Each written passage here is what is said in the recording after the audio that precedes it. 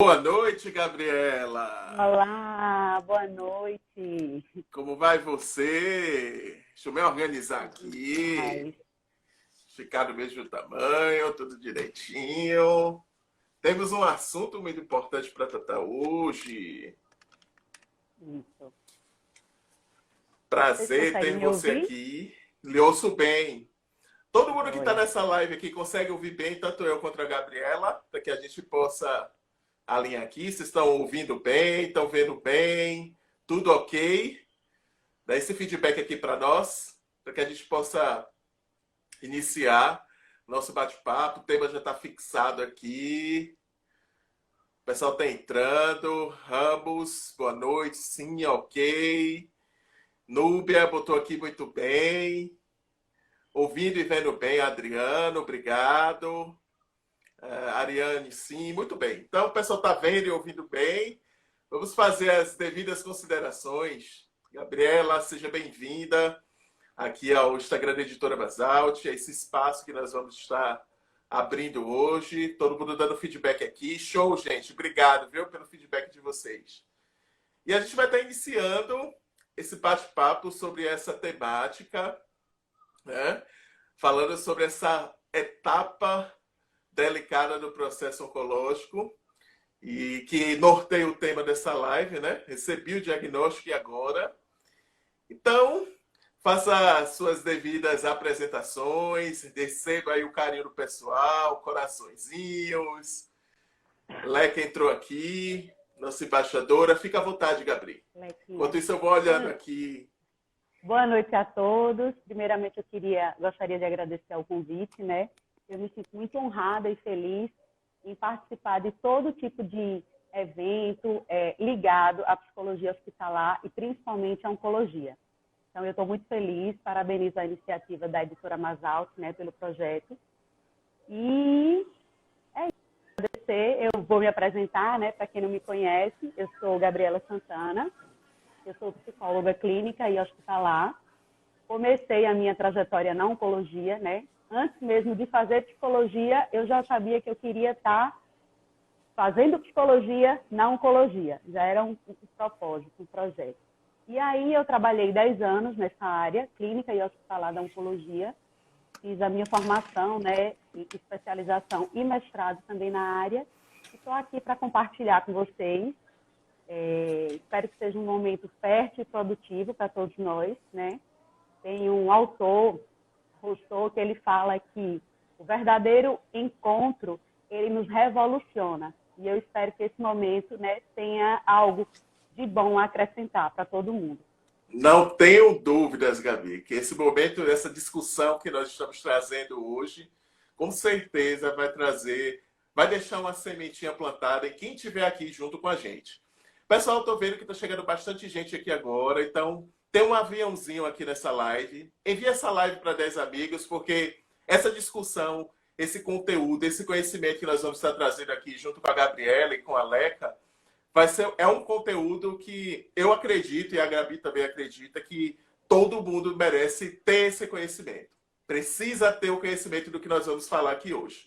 Então, manda essa live aí para 10 amigos, para que a gente possa fortalecer aqui esse ambiente, essa discussão, e que mais pessoas possam estar junto com a gente nessa missão de levar esperança, de levar conhecimento e informação para pacientes e famílias e a sociedade em geral. Iniciando o nosso bate-papo, já foi feita aqui as devidas considerações, apresentações. Gabi, esse tema, câncer, é um tema que muita gente tem receio de falar, não gosta nem de falar o nome, câncer. Você considera que esse tema, câncer, ainda é um tabu para ser trazido para discussão pela sociedade? Qual é a sua visão sobre esse conteúdo? Sim, Rodrigo. Sem dúvida, o câncer ainda é um tema cheio de estigmas, cheio de tabus mesmo, né, que envolve a temática câncer. Ainda é uma temática associada à ideia de morte, de degradação, e é tão temeroso ainda, né? Muitas pessoas nem pronunciam a palavra câncer, muitas pessoas abreviam, né, aquela doença, ou CA. CA. Não é adequado fazer isso, tá, gente? Isso não evita, isso não previne que a gente vá desenvolver a doença, não. Isso só reforça mais ainda o preconceito e o peso negativo que a doença tem. E o outro estigma que tem, e a gente precisa começar a desconstruir isso, né? Uma discussão que é urgente, né? É associar o câncer ao estigma moral, né? De dizer, a pessoa adoeceu porque está pagando por algo, fez algo errado, né? Está sendo punido, está pagando pelos seus pecados. Então, assim, o paciente que passa pelo tratamento, ele já enfrenta tantas adversidades, né, nesse caminho, e ele não precisa se sobrecarregar com mais esse desconforto, né, de ter que ouvir ou saber que as pessoas falam dessa forma. Nós, né, a nossa mente, ela é muito preguiçosa nesse sentido. Nós tendemos a dicotomizar tudo, né? Ou está no extremo ou está no outro. Então, nem carregar esse estigma moral, mas também não romantizar a doença, que é um outro processo que acontece, né? O tratamento é lindo, fulano venceu o câncer. Não é bem assim. É doloroso, é difícil, é impactante, mas é uma vida nova para quem consegue, né? Para quem venceu, para quem está nessa trajetória. Eu vou só ver aqui os comentários, porque tem bastante comentário aqui. Tem pessoas dizendo aqui, Mili, saudades, psicóloga maravilhosa. Érica Marta, sou fã e admiradora dessa profissional como ser humano. Obrigada. Tem aqui mais comentários. O Edjane, que profissional maravilhosa, amo demais. Tiane entrou aqui, seja bem-vinda. Beleza. Você falou dessa dicotomia, né? Da romantização e do medo extremo. E dentro dessa dicotomia, como é que o paciente que recebe o diagnóstico chega para a equipe psicóloga, chega para você, chega para a equipe, chega para o psicólogo? Como é que esse paciente chega quando ele recebe esse diagnóstico? Então, o momento do diagnóstico talvez seja o momento mais impactante para o paciente e para a família, né? No relato dos meus pacientes, eles referem que, assim, meu mundo caiu, né? O chão abriu para mim, para conseguir descrever a sensação que é receber o diagnóstico. Primeiro, a gente não pode esquecer, Rodrigo, o seguinte, que quando uma pessoa recebe o diagnóstico do câncer, ela não está vivendo apenas o tratamento do câncer. Ela é uma pessoa que já vinha com problemas de diversas ordens, familiares, conjugal, financeiros, e junto a isso, né, o câncer. Então, a gente precisa primeiro contextualizar, lembrar disso, e o que é mais comum, né, é o paciente apresentar realmente as emoções e os sentimentos relacionados ao medo, à ansiedade, à insegurança. É um momento muito novo, né? E esse novo assusta muito, muitas mudanças que se acumulam no mesmo momento, né? E isso demanda do paciente uma capacidade de adaptação muito grande, né? Então, quando nós passamos por um processo de mudança na nossa vida, já é bem delicado para a gente conseguir se adaptar. Imagine vários processos de mudança ao mesmo tempo acontecendo. Isso é bem difícil. Então, são as mudanças de ordem física, né? A aparência física muda com o tratamento. Muitas vezes esse paciente tem que se deslocar da cidade onde ele mora e tem que viver numa nova moradia em outra cidade, distante da família. São mudanças de cumprir, a partir de agora, uma rotina hospitalar, né? De se sujeitar, muitas vezes, a procedimentos invasivos, né? Procedimentos dolorosos. Então, são muitas mudanças adversas que exigem dele essa resiliência, né? Essa força, essa capacidade de adaptação. O pessoal está dando uma sugestão aqui, Gabi. A Mona Ramos está dizendo assim, Gabi, acho que se você tirar o fone, o seu áudio pode ficar ainda melhor. Realmente está um pouquinho abafado. Você quer experimentar para que a gente possa ver? Eu posso experimentar, mas é porque quando eu tiro o fone a minha voz fica ecoando. Aí às vezes eu não consigo. A mesma Entendi. concentração. Mas eu posso tentar. É só tirar aqui, Clarinha. Fala aí pra gente ouvir. Ai, não escuto. Oi, você não me Oi, ouve? tô ouvindo Pronto, agora. ficou bem melhor, confesso. Obrigado, Mona. Ficou bem melhor sua voz. Joia. Muito bem. Para Você mim falou. também tá ótimo aqui. Show. Então vamos continuar. Você falou aqui agora de um processo muito importante para o paciente, né? Quando ele chega, porque ele tem uma série de mudanças, os ajustes que ele precisa viver, de várias ordens, digamos assim. E como a família ela pode entrar dentro desse processo? Né? Como é que a família pode participar para tornar esse momento mais leve para o paciente? Porque é o momento que o chão abre, perde as estribeiras, começa a ver um monte de besteira, começa a pensar muita coisa. Como é que a família ela pode intervir nesse momento? Ah, Rodrigo, a família tem um papel fundamental nesse momento, né? Não só a família de parentesco, de consanguinidade, né? Mas os amigos, as pessoas que participam da vida desse paciente de algum modo. Eu diria que o papel da família é cuidar, é legitimar o desejo desse paciente. Muitas vezes, o momento do tratamento, né, o momento em que a gente vive uma situação extrema, como é o adoecimento, muitas vezes é o primeiro momento da vida dessa pessoa em que ela se conecta com as suas reais demandas, os seus reais desejos, né, em que ela consegue compreender o que é que faz sentido para a vida dela.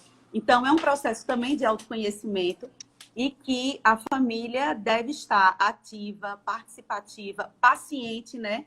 Porque é um momento em que o paciente está muito sensível, né? Ele pode também apresentar um alto nível de estresse em decorrência, né, do que eu já falei, dos fatores que eu já citei aqui. Então, a família é um mediador, é um regulador, né, dessa questão emocional e também o apoio, né? O apoio que o paciente precisa ter. A segurança que ele vê no tratamento vem principalmente desse respaldo da família. E aproveitando, só fazendo um parênteses aqui com relação a esse respaldo da família, você falou que a família ela tem um papel essencial. Como a família também pode, digamos, funcionar como filtro entre o que vem do externo e com relação a esse paciente? Como é que os familiares, os amigos, eles podem ajudar nesse processo para preservar a saúde mental do paciente? Eu sempre digo aos familiares e aos amigos que, assim, eles gostando ou não, a minha prioridade é o meu paciente. Então, é um momento em que a gente tem que investir tudo que a gente pode, né, para que essa pessoa se sinta bem, né, para promover o bem-estar e a saúde mental desse paciente em casa. Então, eu digo que a família é a primeira peneira, né? Aquilo que não faz bem ao paciente, aquilo que pode ser desconfortável, aquilo que pode ser evitado, a família é a primeira a dizer não, né? A colocar um pouco desse limite. E a família também vem para legitimar a autonomia e o desejo do paciente. Isso é muito importante, Rodrigo, porque durante o tratamento, o paciente acaba tendo a sensação de que ele está perdendo a autonomia pelas limitações, né, físicas, pela própria limitação de ter que se isolar um pouco em decorrência de ter que preservar a imunidade. Então, ele tem essa sensação muito forte, né? Poxa, eu estou perdendo minha autonomia, eu não tenho poder de escolha, de decisão. E a família precisa estar também para garantir isso, porque isso pesa muito, né, durante o tratamento.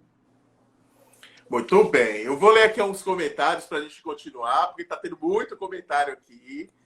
Gilberto Santana diz, excelente abordagem. Resiliência feminina, o que é a pior parte? Sair para tratamento fora é uma realidade. Todo mundo aqui validando que sem um fone ficou melhor. Muita gente colocando aqui muito melhor. Vamos lá. Jeane Menezes, parabéns, Gabriela. Orgulho de ti. Resiliência feminina contribui novamente aqui. Família e amigos são esteios para o sucesso do tratamento. Claro que com limites. Muito bem. Érica, valida aqui. Muito lindo isso que você falou da família, legitimar o desejo do paciente.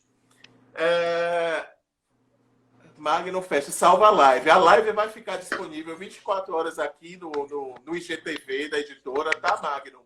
E amanhã à noite ela vai estar disponível no nosso canal do YouTube, o canal da editora Masalt. Então ela fica disponível 24 horas aqui no IGTV e amanhã vai para o YouTube da editora Masalt. Inclusive, você pode se inscrever. Convido todo mundo aqui a se inscrever lá no canal do YouTube. Já tem muito conteúdo que está sendo publicado lá. Gabi, retomando aqui a nossa conversa. Você falou que a família é muito importante para legitimar esse desejo do paciente, né? Para ter o cuidado também, para não, digamos assim, passar a impressão de que o paciente está perdendo a autonomia dele, que ele está sendo tratado como um coitado, que isso é uma das últimas coisas que o paciente quer sentir. Ele quer ter autonomia para fazer as atividades dele. Mas quais são os tipos de emoções mais comuns dentro desse processo, né? Quais são as emoções para o paciente que recebe o diagnóstico? Que emoções geralmente vêm? Então, os sentimentos e as emoções mais contundentes são aquelas emoções e sentimentos relacionados ao medo e à ansiedade, né?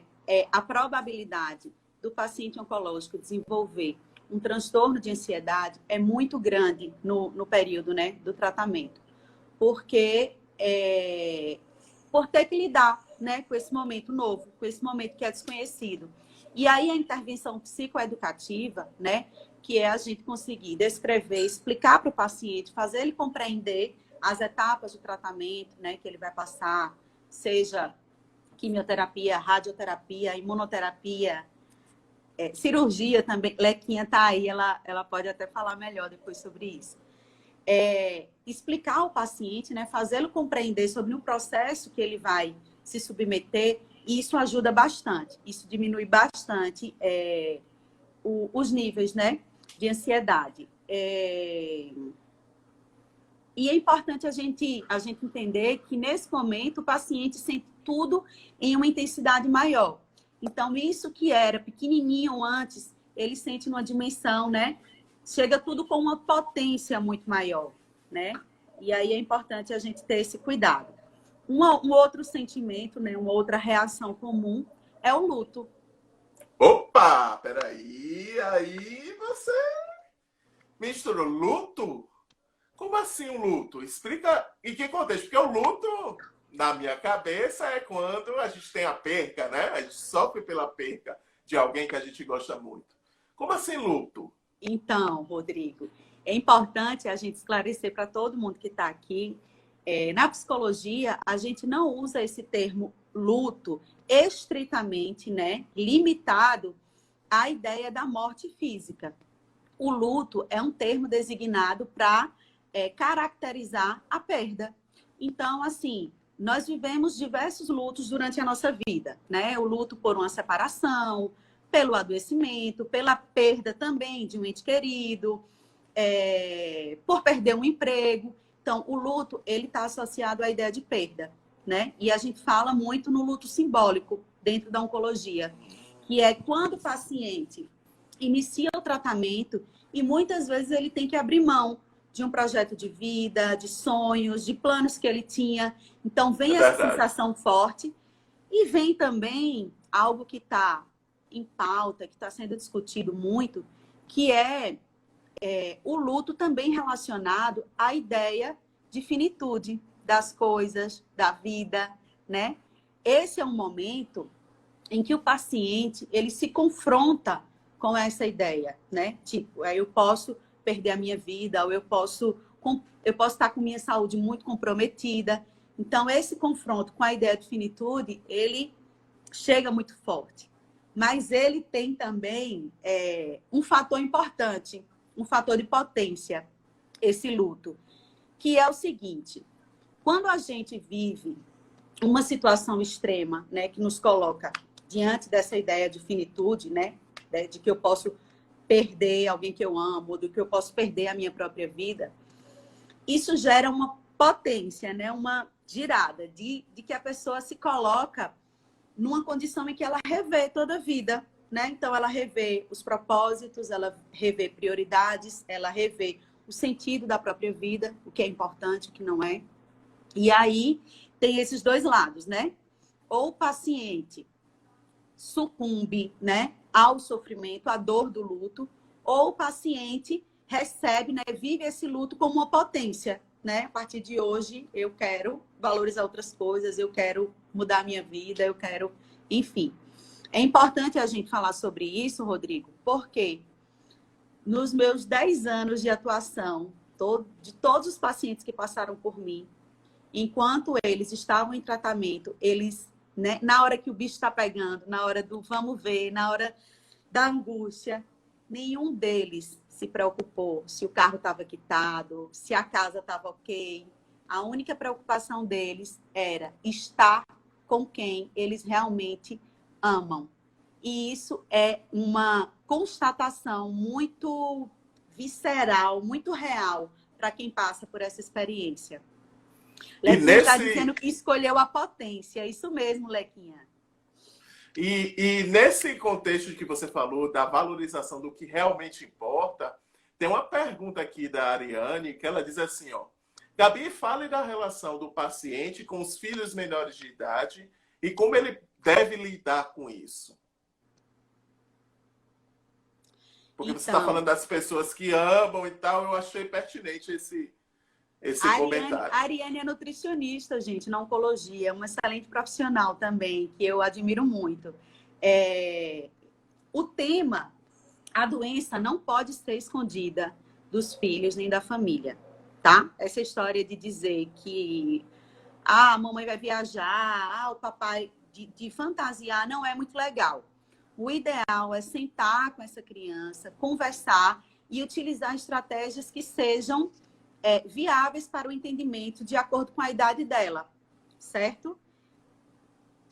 E, obviamente, oferecer também o apoio a essa criança, né? Quando a gente está falando do suporte psicológico e da psicologia nessa história toda, a gente entra tanto no apoio, no suporte ao paciente, como também a toda a família, né?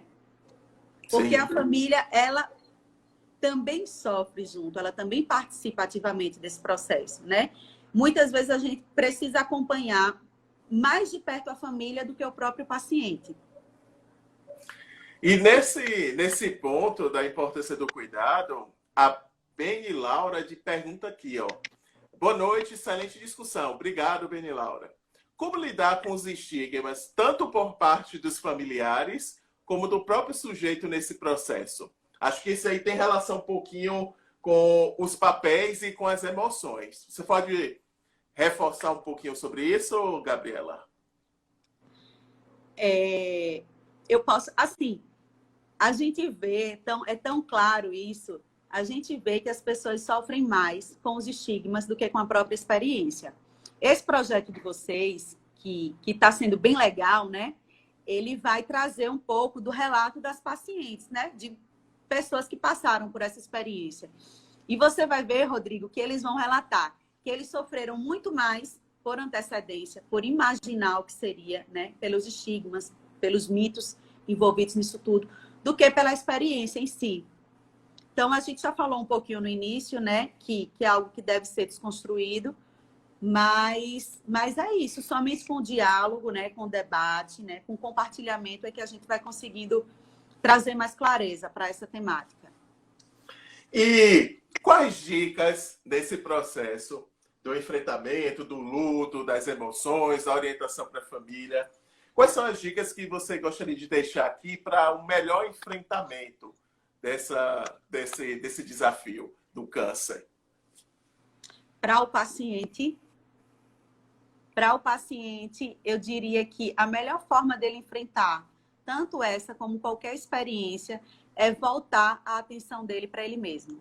Escutar os seus desejos, suas dores, seus medos, sentar e ter uma conversa bem real com isso tudo, né? Porque se alienar ou fugir não vai resolver o problema, né? E conseguir algumas atitudes assertivas, né? aprender a dizer não, né? Deixar-se ser cuidado. Isso é tão incrível, gente. Muitas pessoas chegam no tratamento oncológico e elas não se deixam ser cuidadas, elas estranham, né? São pessoas, são mulheres que às vezes cuidou a vida inteira da família, dos filhos, do marido, do trabalho, mas nunca voltou o cuidado para si. E esse é um momento, como eu disse, né, um momento de potência em que ela encontra a possibilidade de cuidar de si e deixar que o outro também cuide dela. Então, as minhas dicas são relacionadas a isso. Não tem uma receita pronta, né, Rodrigo? Porque cada pessoa reage de uma muito. forma, né? Porque cada pessoa reage de uma forma diferente também. Exato. O enfrentamento ele é muito subjetivo. E só para o pessoal se localizar aqui, enfrentamento é a forma como a gente responde, né? Os recursos que a gente reúne para enfrentar uma determinada situação. E é isso. É isso. Deixar-se ser cuidado, cuidar, olhar para si, se conectar também com as situações que dão mais prazer e alegria a essa pessoa, né? Às vezes a gente pergunta, o que é que você gosta de fazer? E a pessoa elenca 5 coisas. Dessas 5 coisas, o que é que você faz? Nenhuma delas. Então, assim, tem alguma coisa errada nessa balança, né? Você falou de recursos, né? De que o paciente ele precisa ser munido de recursos. Fala aqui pra gente sobre a diferença da psicoterapia para o recurso terapêutico.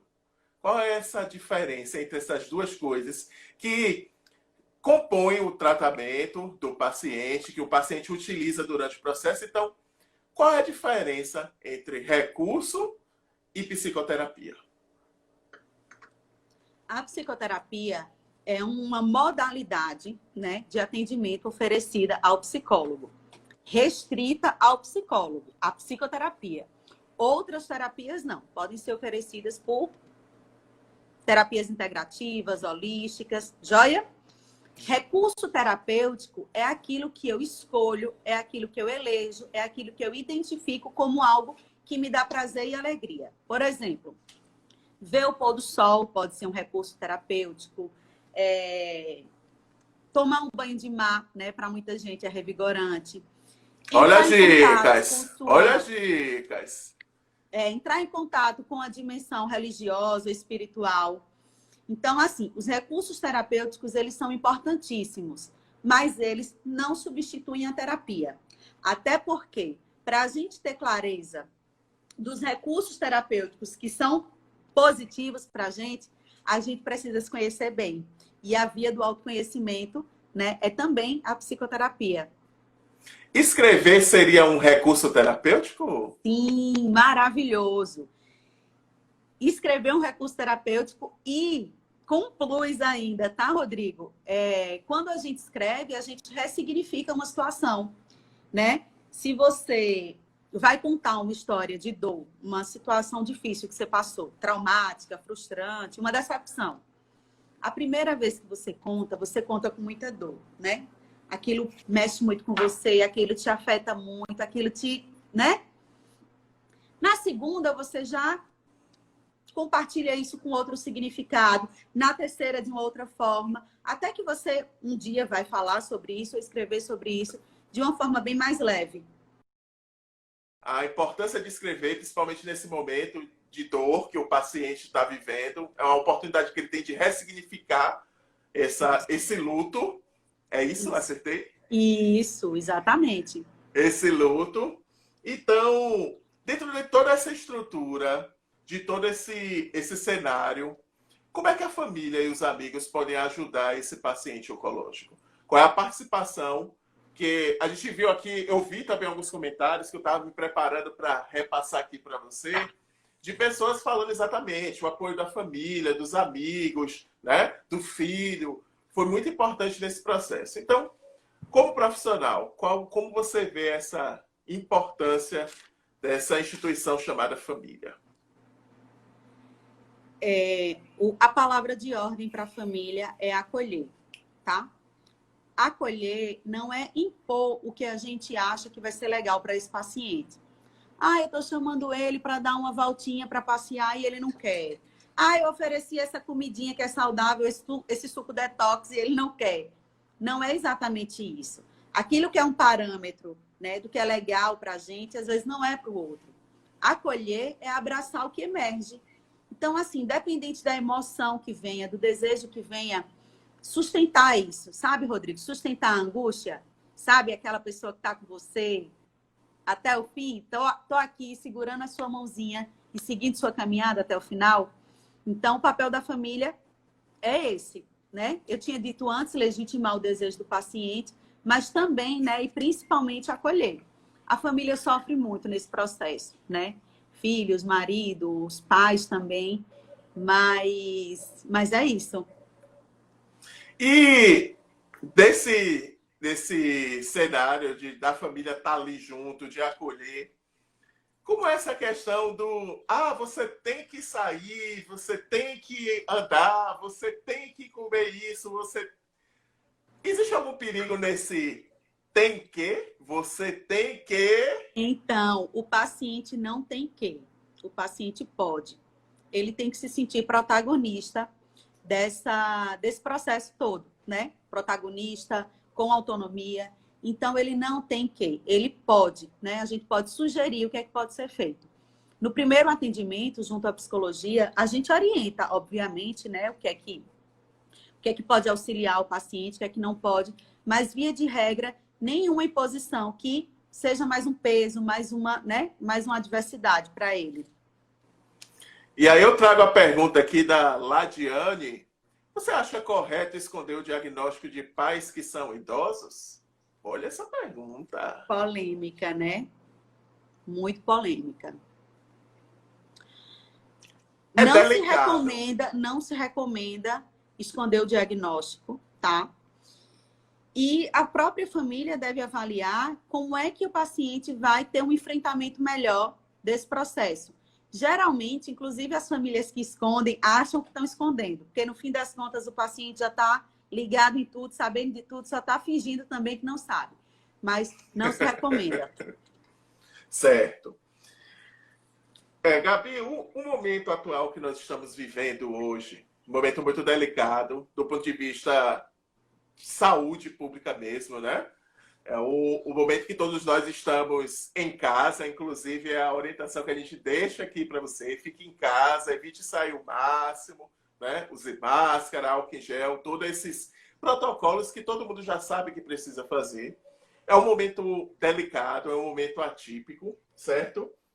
E nesse momento que todos nós precisamos estar mais reclusos, existem duas situações. Ou você abraça e realmente começa a ver o que é realmente as pessoas que são importantes na sua vida, né? Começa a se apegar a isso. Ou você começa a ter um certo desequilíbrio com relação a isso. Nesse cenário de pandemia que nós estamos vivendo hoje, qual a dica que você pode deixar, qual a orientação que você pode deixar para que as pessoas, tanto não só o paciente oncológico, que o nosso foco aqui da conversa é o paciente oncológico, é as famílias que estão passando por esse desafio. Eu gostaria que você desse essa visão, mas mesmo que eu não seja um paciente oncológico, ou não esteja inserido, como é que eu posso cuidar da minha saúde mental nesse momento que é extremamente delicado para todos nós? Tá, joia. Primeiro que o paciente oncológico em tratamento, ele já está vivendo em isolamento, né? Então, isso que para a gente está sendo torturante, que é a pandemia, né? O isolamento, o paciente vive praticamente durante todo o tratamento dele, né? Para prevenir, para não comprometer a imunidade, enfim. O que a gente tem nesse momento? Qual é o processo grande que a gente está vivendo? Qual é o peso maior desse isolamento? O isolamento, ele extinguiu, ele acabou com as distrações. Então, não tem mais o barzinho na sexta-feira, não tem mais o acampamento no final de semana, né? Não tem mais o vinho com as amigas. E quando a gente não cumpre essas distrações, a gente tem a oportunidade de entrar em contato com a gente mesmo, né? Então, as nossas demandas mais urgentes, os desconfortos, as angústias, vêm de forma mais potente, conseguem emergir nesse momento. A isso se deve, né, a ocorrência de tantas separações, divórcios, né, que a gente está vendo na pandemia, e de tantas outras transições, né, do adoecimento mental também, né, dos transtornos que incidem muito mais nesse momento. Então, essa questão, né, de não cumprir as distrações é um fator importante. E para o paciente oncológico, a gente, né, eu poderia recomendar que é escutar essas demandas dele próprio, né? Mas eu acho que não muda muito, não. A questão do isolamento pela pandemia e o isolamento pelo tratamento. É como se já fosse algo que já fizesse parte da rotina dele. Exato. E Mas o importante nesse momento é ele focar na melhora e na reabilitação, né? Em construir os recursos, como eu falei, os recursos terapêuticos que são importantes para ele e seguir nesse caminho. Nós estávamos falando sobre a pandemia e eu queria acrescentar o seguinte. As pessoas falam muito do acompanhamento psicológico no início do tratamento, né? Por conta do impacto do diagnóstico. Mas o tratamento é importante durante todo o decorrer o acompanhamento, né? O acompanhamento, isso. A psicoterapia, o acompanhamento psicológico é importante durante todo o decorrer do tratamento. Inclusive, e talvez eu diria principalmente no final do tratamento. Eu não sei se Lequinha entrou aí, mas assim, o final do tratamento é aquele momento que o paciente respira aliviado, né? Que ele conseguiu se adaptar de alguma forma àquele processo todo, mas aí ele olha para a vida que ele tem pela frente e ele pensa, e agora? Né? Como é que vai ser? Os pacientes relatam que é como se eles se sentissem desterritorializados, né? Fora do seu território. Uma sensação de estranhamento, como se o mundo funcionasse a uma velocidade que eles não conseguissem acompanhar isso. Então, a psicoterapia é importante para refazer, realinhar esse projeto de vida, refazer esses propósitos, né? E o paciente entender que ele fez, que a gente faz o tratamento para viver e não para viver em função do tratamento, né? Não para viver se martirizando pelo que passou, né? Não para viver, né, remoendo aquela dor que foi o tratamento. Certo. E esse contexto que você falou, de tudo que nós construímos até aqui, de toda a discussão que nós trouxemos, das várias etapas, das várias abordagens, da importância desse cuidado emocional, desse acompanhamento, né? Dos recursos terapêuticos, a importância da psicoterapia que você reforçou aqui, que não é só quando o paciente recebe o diagnóstico, embora a nossa discussão está sendo, nesse primeiro momento, impactante, a gente vai ter outros momentos onde nós vamos estar trazendo novamente psicólogos, a própria Gabi aqui, para estar orientando nesse processo do tratamento. Quais são as outras fases que são importantes nesse acompanhamento? Porque é isso que o impacto de receber, agora estou curado, o impacto de voltar para a rotina, para a vida, entre aspas, normal, mas com uma perspectiva diferente.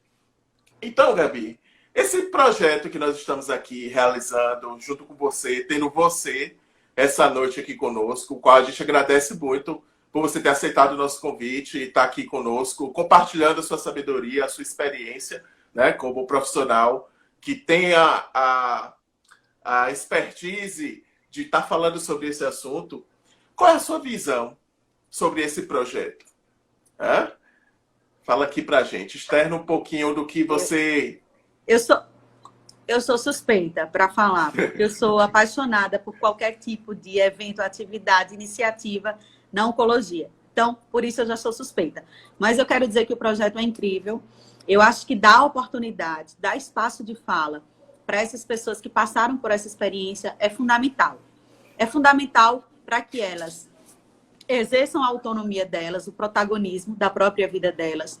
É fundamental porque as outras pessoas que estão entrando no tratamento, elas percebem representatividade, né, nessa narrativa de quem está no projeto. E é importante também porque é uma via também de ressignificar, é um legado que se deixa, né? A gente precisa cada vez mais falar do câncer e dessa trajetória livre desses estigmas, né, que a gente falou no início, desses tabus. Então, assim, pessoas que venceram, pessoas que têm uma história linda para contar, Catu, Leca, Mili também, eu estou com alguns pacientes aqui participando, e é importante abrir esse espaço, Rodrigo. E é como um afago na alma de quem vive essa experiência, né? De quem viveu, de quem acompanhou, né? Algum familiar, algum ente querido, e de quem trabalha também nessa área. Exato. E trazer essa discussão, esse conteúdo aqui, a nossa missão é justamente levar essa informação. Porque, como você disse, há muito preconceito em torno da doença, em torno dos pacientes, há muito julgamento, como a gente já discutiu aqui. E para quem já passou pela situação de ter um amigo, de ter um familiar cometido por essa doença, é muito delicado você ouvir certas coisas, certas situações. E por isso que eu fiz aquela pergunta, como é que a gente pode ser um filtro para que isso não chegue no paciente? Porque é exatamente uma questão muito delicada. Então, às vezes é a falta de informação. A pessoa não sabe, às vezes pensa que está fazendo algo por bem e, na verdade, não está ajudando, está atrapalhando o paciente. Então, e não atrapalhar já é uma excelente ajuda. Exato. Não fazendo o que não deve ser feito já está ajudando muito. E em todo esse cenário, Gabi, qual a mensagem que você quer deixar aqui? Se eu pudesse resumir em uma palavra, né, uma mensagem para a família seria cuidar, acolher. E para o paciente, paciência. Paciência no sentido de se tornar paciente, além de ser apenas um paciente. Deu para entender, né? Paciência porque o tratamento é longo. Paciência porque a ansiedade vem no nível altíssimo, né? A cabeça do paciente, ela fica a mil durante esse processo. Só quem já viveu para relatar. Não é o meu lugar de fala. Mas, assim, é pelo que eu acompanho, pelo que eu escuto. E dizer que ninguém sai o mesmo dessa experiência, Rodrigo. Quando a gente vive qualquer situação extrema da nossa vida, né, seja o adoecimento, um acidente, uma situação que colocou a gente assim de frente para uma decisão ou na iminência de uma ameaça muito grande, essa situação ela é muito potente. Então, ninguém sai o mesmo da experiência na oncologia. Nem o paciente, nem a família, nem o bom profissional, o profissional que está implicado mesmo nesse processo. A gente sempre sai melhor. A oncologia me ajudou muito, eu aprendi muito e aprendo todos os dias. Todos os dias. A minha mensagem é essa. É inevitável a mudança depois dessa experiência. A gente muda muito, muda drasticamente. E a gente revê propósitos, prioridades. Isso nos ensina o que realmente importa, né? Eu costumo dizer que quem venceu o câncer renasceu em vida, né? Não precisou morrer, mas renasceu em vida. E é uma completa readaptação do viver, né? E a mensagem que eu deixo é essa. Paciência, escute o seu desejo, busque ajuda se você achar que precisa e deixe ser cuidado, né? Permita, reconheça a sua dimensão vulnerável, sua vulnerabilidade e deixe ser cuidado, né? E entender que tem uma vida nova, tem uma vida incrível pela frente, né? Quantas pacientes não se reinventaram, não são hoje também muito maiores do que eram, né? Reescrever folhas novas, criar uma nova história e uma vida para ser vivida, para ser projetada adiante. Luana perguntou aqui, existem grupos de apoio na região? Existem, Luana. E eu digo a você que procure Leca. Leca tem esses contatos, a própria doutora Gabi também, mas existem grupos de apoio aqui na região sim, tá? Gente, infelizmente... Vocês querem fazer alguma pergunta? Porque a gente acabou perdendo muitas perguntas, não foi, Rodrigo, nessa intercorrência? Nessas idas e vindas. Eu já fui mediadora de alguns grupos, né? Enquanto eu estava como psicóloga em serviço de oncologia, tanto em serviço público como em serviço privado. Certo. Gilberto coloca aqui: parabéns, Gabriela, pela brilhante exposição, muito esclarecedora, carregada de sentido, útil a todos nós que estamos direta e indiretamente ligados a alguém necessitado desses cuidados. Isso mesmo, Gilberto. Quem nunca acompanhou, testemunhou, né, o tratamento, né, de um paciente oncológico, né? Se a alguém gente sempre conhece alguém que está ligado a esse universo, e aí você está tendo informações agora de como você se portar, do que fazer, do que não fazer, como você pode contribuir. Catu, você bota aqui: sou outra graças a você. Catu, Que maravilha! Que maravilha! Tem uma pergunta aqui de Ladiane: como se deu esse engajamento pela oncologia? Como se deu o meu engajamento? Nossa! Sim. Mexe muito falar sobre isso. Mexe muito comigo. Mexe muito. Quando eu estava terminando o ensino médio, eu acompanhei... a minha avó foi diagnosticada, minha avó paterna, foi diagnosticada com câncer. E ela morava em Paulo Afonso e eu passei um período de férias com ela. E nessas férias eu pude acompanhar mais de perto esse processo. E eu vi como era urgente, como era necessário ter alguém do lado, nem que fosse para estar ali, presente, né? Se fazer presença. Não necessariamente para um cuidado de manejo técnico, não. Mas para estar ali. E aí eu sempre fui muito apegada a essa avó minha. E nesse período eu sabia que eu queria estar na psicologia, estar na oncologia, e queria fazer a diferença, e queria transitar nesse meio. E aí eu fiz a faculdade, né? Fiz a faculdade da psicologia. Eu sou da primeira turma da Univasf. E o meu primeiro emprego, por incrível que pareça, minha gente, foi no hospital oncológico. E depois numa clínica de oncologia. E aí foi tudo desenrolando, né? Eu fiz a especialização em cuidados paliativos em Salvador. E depois eu fiz o mestrado pelo Hospital AC Camargo. Quem é aqui da área deve conhecer, né? A Fundação Antônio Prudente. Mas eu sou muito sensível, porque cada paciente que eu vejo, eu me remeto, de certa forma, a esse afeto que eu tinha por ela. Eu penso, como é que minha vozinha queria ser tratada? Como ela queria ser recebida? E aí eu tento fazer esse investimento, né? Na minha acolhida, no meu momento com o meu paciente. Eu acho você que não tenta, você Rodrigo. faz. Pelos feedbacks aqui, você faz. Você não tenta, você faz. Oh. E as pessoas colocando aqui: eu sou outra. Leca contribui aqui, ó. Gabi, gratidão por compartilhar seu conhecimento. Sempre te falei. Você é incrível, você é admirável. Luana coloca aqui: parabéns aos dois, muita informação relevante. Parabéns, Gabi, sucesso sempre. A Paula diz: uma grande profissional. Gilberto. Gente, obrigada.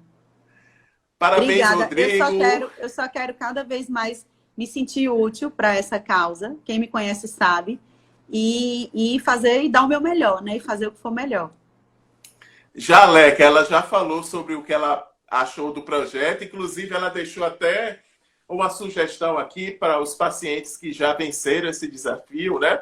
A importância que escrever, ou que estão vencendo, que estão no período de remissão, escrever é uma oportunidade que você tem de ressignificar, né, todo aquele processo. O Milton diz aqui: sucesso, Gabi. Érica, profissional com amor. Gabi, então, os feedbacks aqui dizem que você faz isso aí. Então, receba Recebo, gente. esse carinho, tá? Recebo. Pode falar. Quer falar algo mais? Não, pode continuar.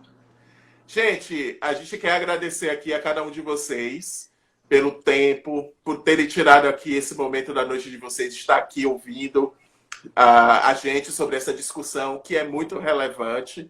O objetivo da Editora Masaut é trazer informação, trazer orientação e trazer a oportunidade de as pessoas terem voz a respeito desse assunto que é tão delicado, uma causa nobre. Quando nós conversamos com Gabi para convidá-la para ser parte. É um projeto que todas as terças e quintas, sempre às 20h27, nós estamos aqui trazendo um profissional, trazendo um paciente, nós vamos estar trazendo pacientes.